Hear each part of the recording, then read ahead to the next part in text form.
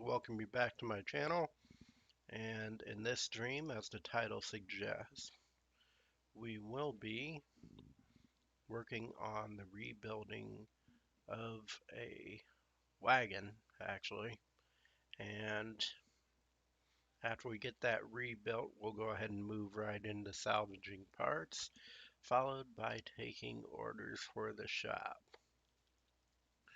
So with that, let's go ahead and grab that wagon from our inventory. A wagon, a wagon, a wagon.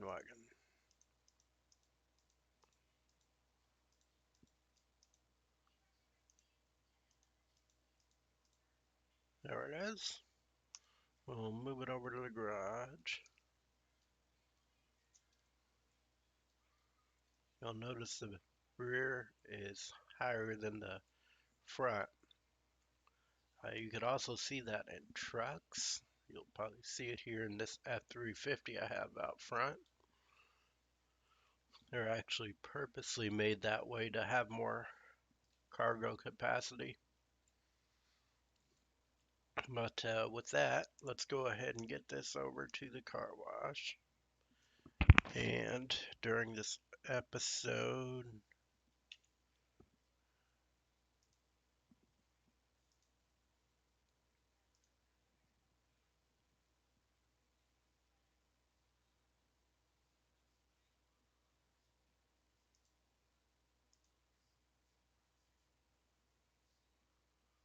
sorry, just one moment here. I'm working on getting that game volume up for you guys. Should automatically be correcting itself, but it looks like it's not.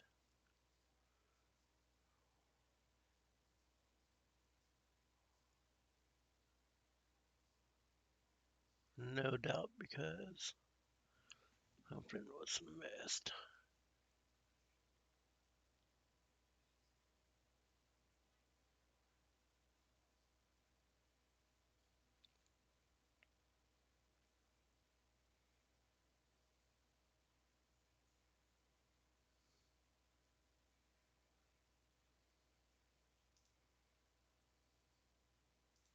There we go.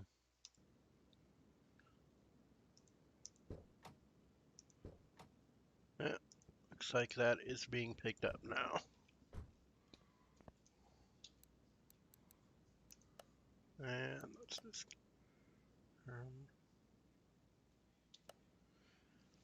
Alright, sorry about that.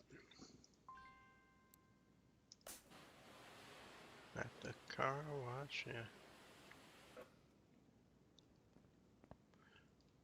And let's get it all vacuumed out.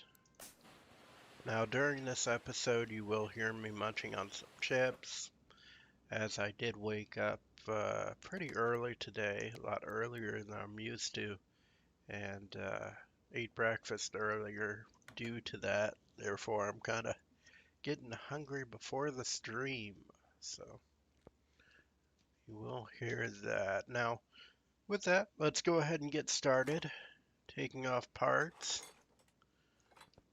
And we'll move right into removing the mechanical parts from there.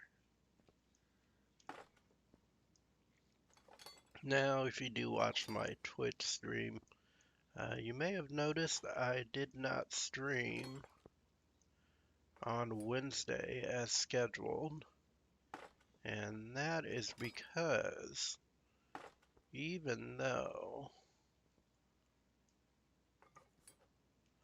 my vehicle was parked in front of my house during broad daylight and I received no knock at the door, my vehicle actually got towed for expired tags, if you can imagine that, and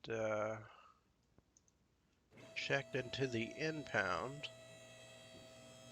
So as I had no ride for that day, I ended up having to catch the bus up to the DMV initially in order to get my tags renewed. and once renewed, I was able to get a ride the next day over to the impound. Sadly, I was a little bit late, but didn't seem to matter anyway because when the vehicle was checked in, apparently it automatically cost about $185 from there, and every day after is $20. So that was about $300 out of my pocket I didn't have,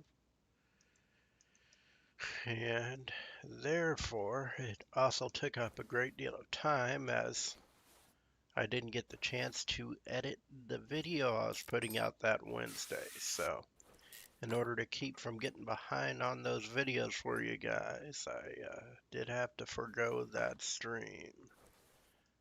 So you do have my apologies there. But with that, let's continue getting these parts took down, and we'll pull that engine.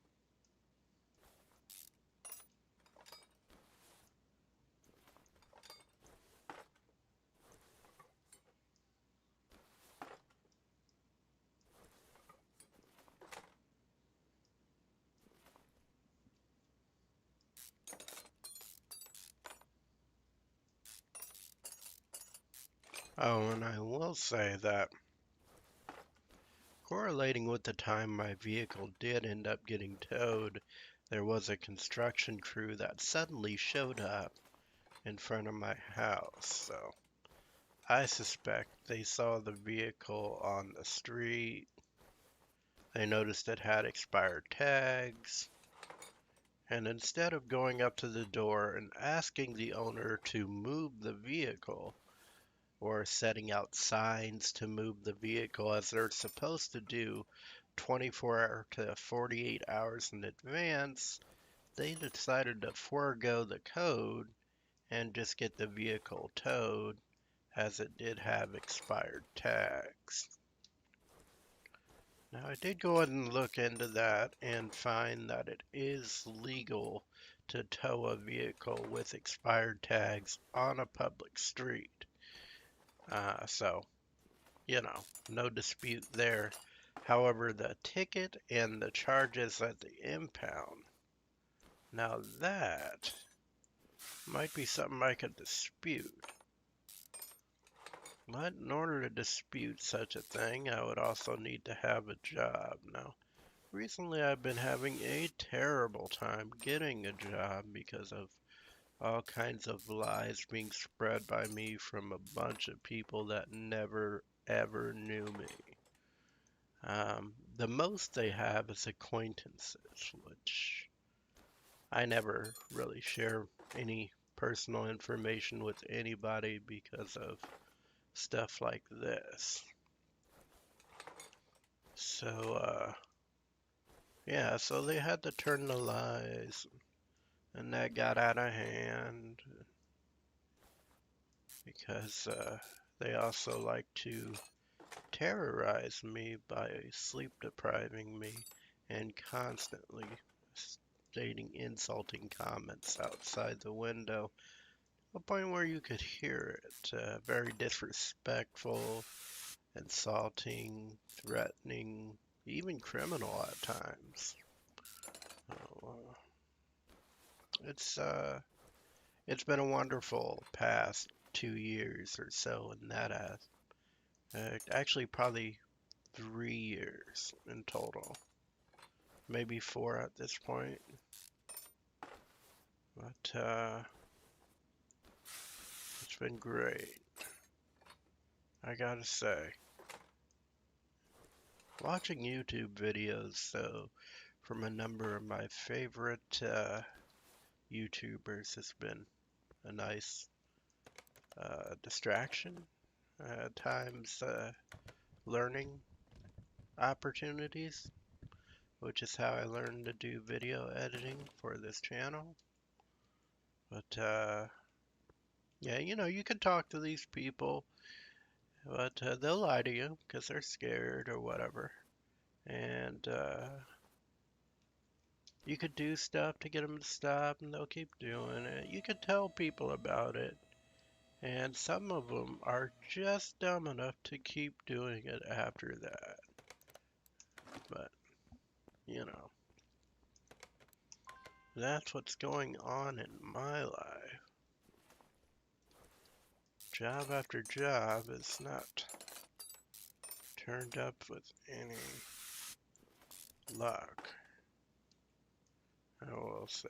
So, part of the reason I started this channel, in fact, was to, one, give me something to do while I'm not applying for jobs and taking interviews, and two, to provide a possible way out of this hell. Oh, yeah. I suspect it's the reason a lot of YouTubers started.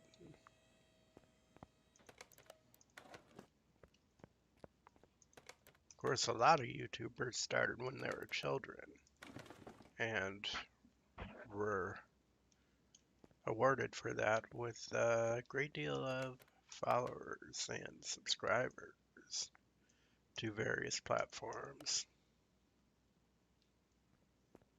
So, good on them for having that foresight, or just a productive pastime, really. I wish I did that with all of my energy in my youth, instead of wasting hours in World of Warcraft, not getting paid. But then again, in my youth, I really didn't have the funds to cover the level of graphics card that would have been required to do that anyway, so.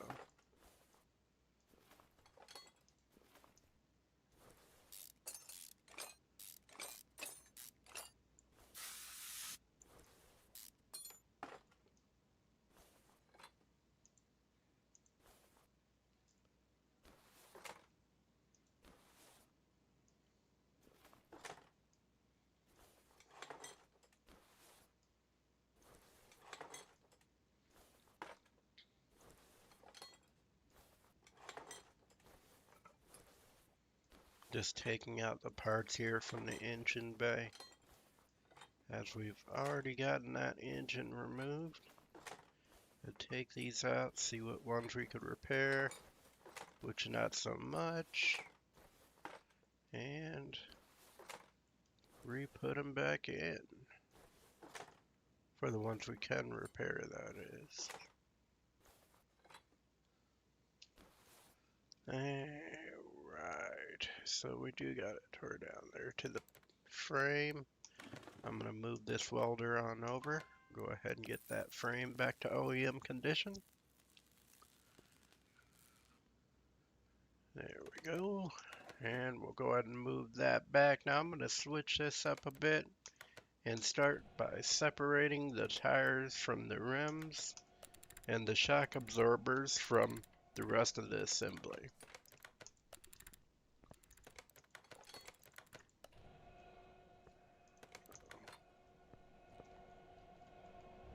Well, that's two tires here. Now I'm just going to take that, start separating that, and put the brake disc on the last in order to resurface them. Grab that tire, separate the next.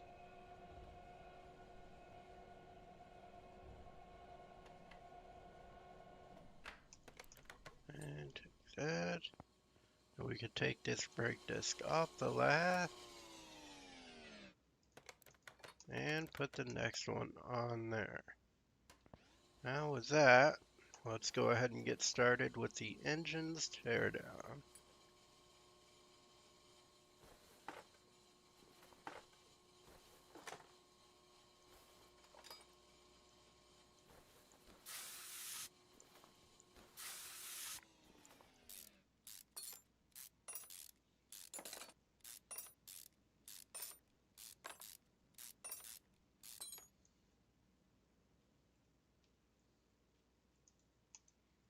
Oh, now you see,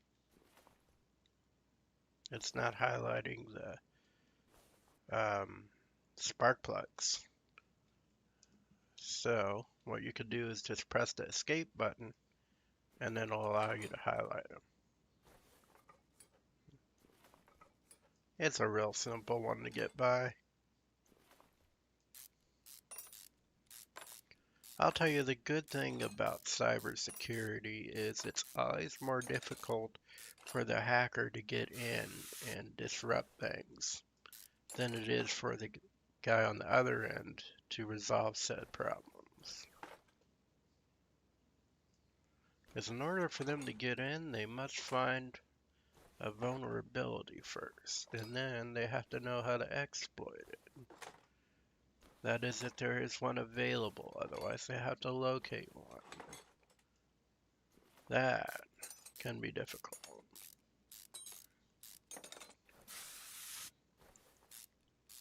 There's actually a website that'll list the new vulnerabilities in varied software that happen from day to day or are reported by what we refer to as white hackers or ethical hackers to the businesses directly or sometimes to other enforcement agencies. But the website is actually a .gov website, so if you're searching for it, it's going to be under a .gov domain. It'll be NVE is an acronym you should see on it. But you can go there and just search different software, and it'll tell you exactly what the problem is within the software that's causing the vulnerability, and what the vulnerability would give the hacker the ability to do, if that's something that interests anybody.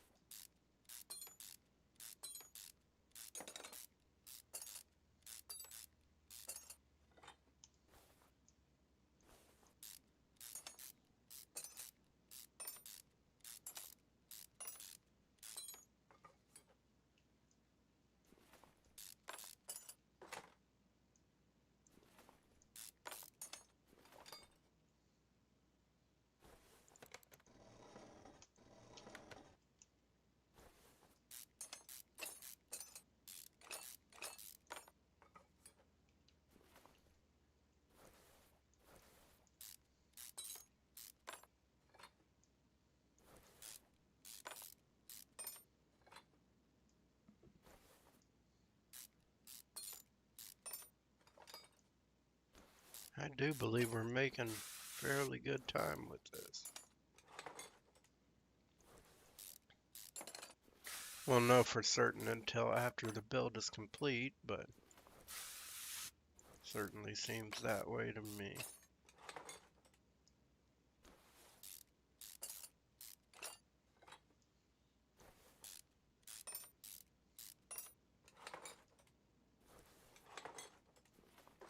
I really do wish he could repair the pistons on that workbench, but unfortunately, there is no ability to do that. It would just save the additional time.